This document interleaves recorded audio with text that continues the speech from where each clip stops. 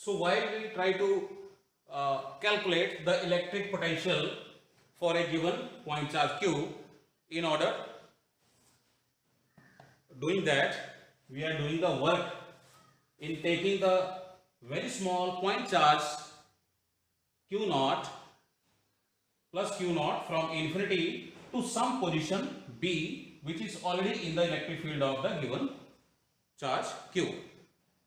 So each and every step is same, except that the initial position is not a, but it is at infinity. So in our previous article, wherever we have taken RA, we have to take it to be infinity. So because the position of initial point from where the charge is being taken is at infinity. So each and every step is same. So during the journey, suppose that the point is found to be at position P, while we are doing the work against the electric field applied by the given charge on the test charge q naught. So at this point the direction of electric field is this, due to which some force q naught E, it is acting on the test charge q naught. So in order to do the work against this electric field, or to bring the charge to point P, we have to apply an equal amount of force in opposite direction, which is minus q naught E. So you can see each and every step is going in the similar way as we have discussed in our last article. Only difference is that here the initial position is at A and here initial position is at infinity. That is only the concern. So if we proceed in the similar way as we have discussed in each and every step, we come across this expression VB minus VA, which is at infinity. So which is simply VB.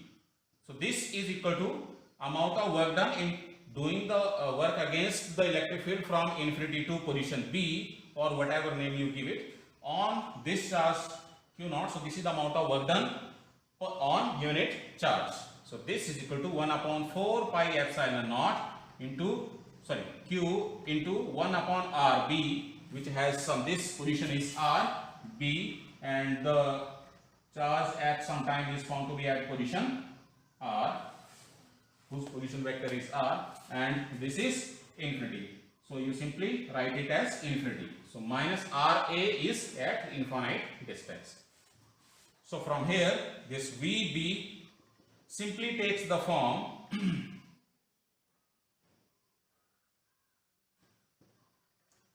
(1 upon 4 pi epsilon naught into q upon RB).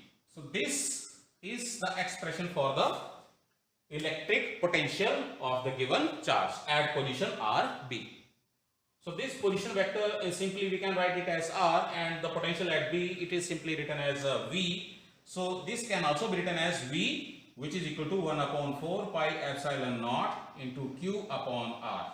So that is a more general form of the electric potential. So in this situation, the electric potential, or we can say amount of work done on unit charge, is coming out to be a positive quantity. That simply means we are doing the work by spending some amount of energy. Some energy has to be spent, so that amount of work done, or we can say electric potential, comes out to be positive. Positive work done simply means whenever some energy is spent. So that is the meaning of positive electric potential. So in similar steps, you can also take the situation if we have some negative charge here and we are doing the work against or along the electric field. So you will come across the same value of expression, but sign may change according to the situation.